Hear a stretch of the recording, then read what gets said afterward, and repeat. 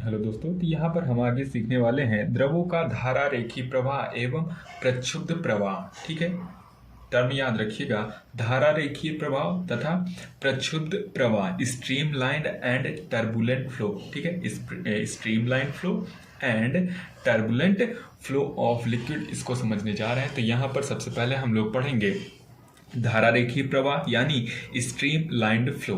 तो परिभाषा यहाँ पर लिख रखी है, मैंने डेफिनेशन लिख रखी है।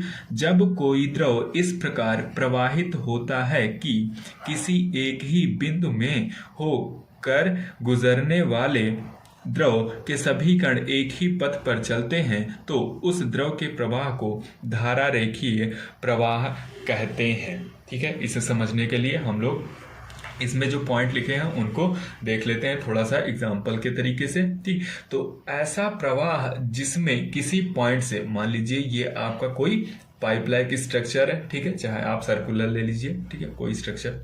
ठीक, तो इसमें मान लीजिए कोई एक पॉइंट ये है P। ठीक है, ये पॉइंट कौन सा है? P। तो इसमें में से जो पार्टिकल जाएंगे लिक्विड का, मान लीजिए ये आपके पार्टिकल बह रहे हैं। ठीक है, इसका पार्टिकल एक ये है, ठीक है, लिक्विड का पार्टिकल ये है, दूसरा ये, तीसरा ये। ठीक, तो जब ये सारे पार्टिकल इस पॉइंट से होकर जाएंगे तो उनकी डायरेक्शन यही होनी चाहिए।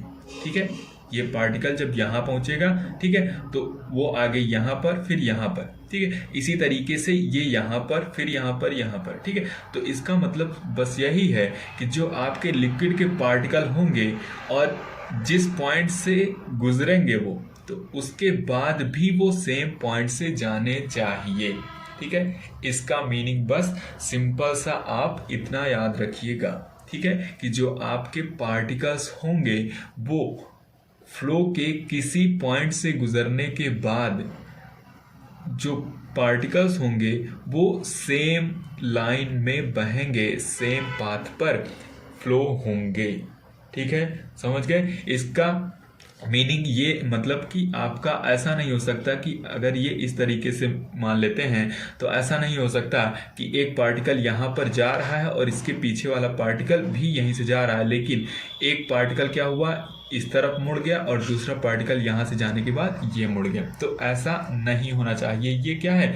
गलत है। सही क्या है? ये है। ठीक है, तो stream line flow is that flow in which the following particles going from a point follow the same path as their front particle। ठीक है, तो जो पाथ ये पार्टिकल चूज करेगा, इसके पीछे वाले सारे पार्टिकल्स जो इस पॉइंट से होकर जाएंगे वो भी सेम पाथ चूज करेंगे।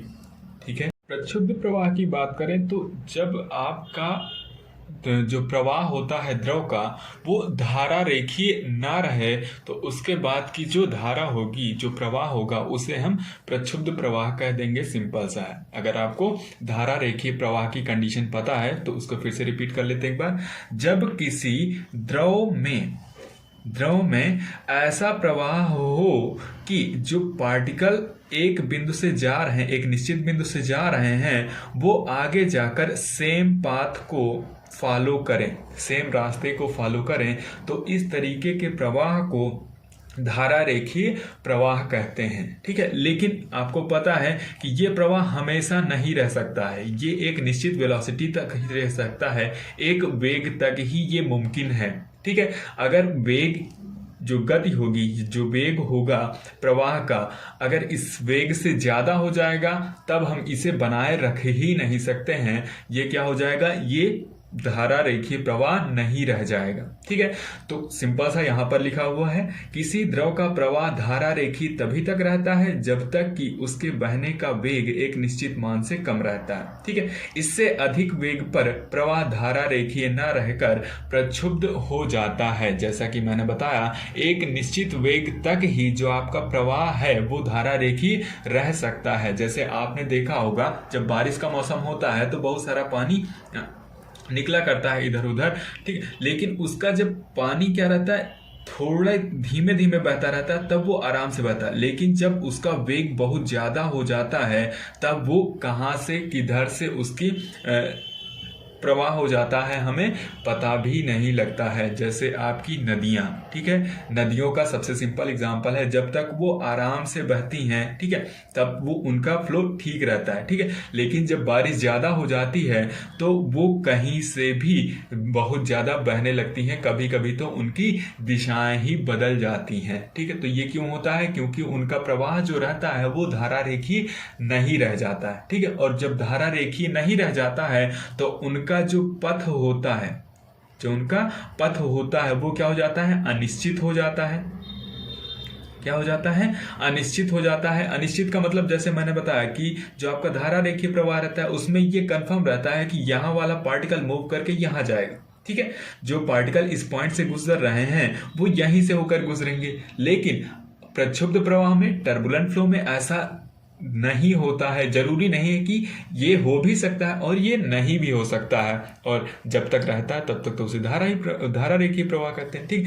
तो ऐसा कह सकते हैं कि एक पार्टिकल यहाँ पे जा रहा है लेकिन दूसरा ही पार्टिकल जो यहाँ पर है वो यहाँ पर न जाकर यहाँ पर चला जा रहा है, तो दिशा बदल जाती है, जिसकी वजह से आपका जो धारा रेखीय प्रवाह का विपरीत प्रक्षुब्ध प्रवाह है उसकी वजह से भंवर धाराएं कौन सी होती हैं?